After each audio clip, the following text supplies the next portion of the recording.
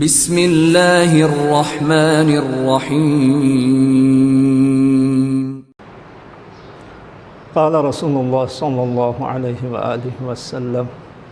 من ترک الصلاة متعمدا فقد کفر۔ وقال امام الصادق علیہ علیہ التحیۃ والثناء لا تنالوا شفاعتنا لمن یخف بالصلاة۔ یہ دو حدیث آپ کی خدمت میں عرض کیا کہ جو نماز قضا کرنے کا جو ہے گناہ، یہاں پہ سب سے پہلے ہمارے نبی کریم صلی اللہ علیہ وآلہ وسلم کا وہ فرمان کہ جس نے جان بوجھ کر اگر نماز کو قضا کرے، من ترک الصلاۃ متعمدا، عمدن جان بوجھ کر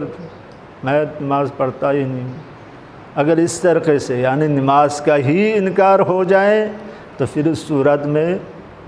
حضور پاک صلی اللہ علیہ وسلم نے فرمایا فقط کفر، اس نے کفر کیا ہے، یعنی وہ کافر ہو جائے گا اگر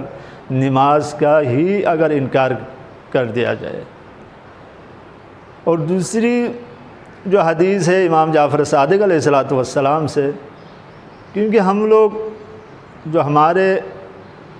عقائد میں سے ایک ہے، ہم شفاعت محمد و آل محمد کے جو ہے عقیدہ رکھتے ہیں کہ بروز محشر جب ہمارے اعمال میں کمی بیشی ہو جائیں، جب آپ کا نامہ اعمال آپ کے ہاتھ میں دیا جائے گا، جب وہاں پہ اگر کمی بیشی ہو جائے، نیکیاں اور برائیاں اگر تولا جائے اس میں کمی آ جائیں،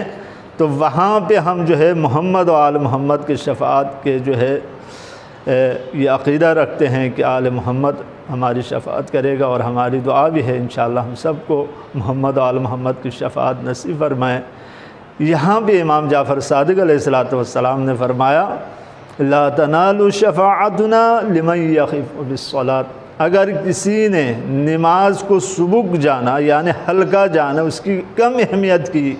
اذان ہو گئی چھوڑے پڑھیں گے بعد میں بیٹھ کے، نہیں، آپ فوراً نماز کی اہمیت، آپ کام میں مصروف ہے، آپ دفتر میں بیٹھے، آپ دکان پہ بیٹھے ہیں، ہر جس طریقے سے بھی آپ جو اپنے جو ہے مصروفیات میں ہیں، لیکن وہاں جب اذان کے ساتھ ہی اٹھ کے آپ آ گئے تو وہ ہے نماز کو اہمیت دینا۔ اگر نماز کو کم اہمیت دی تو پھر امام علیہ السلام نے فرمایا کہ ہماری شفاعت ان لوگوں کے لیے نصیب نہیں ہوگا۔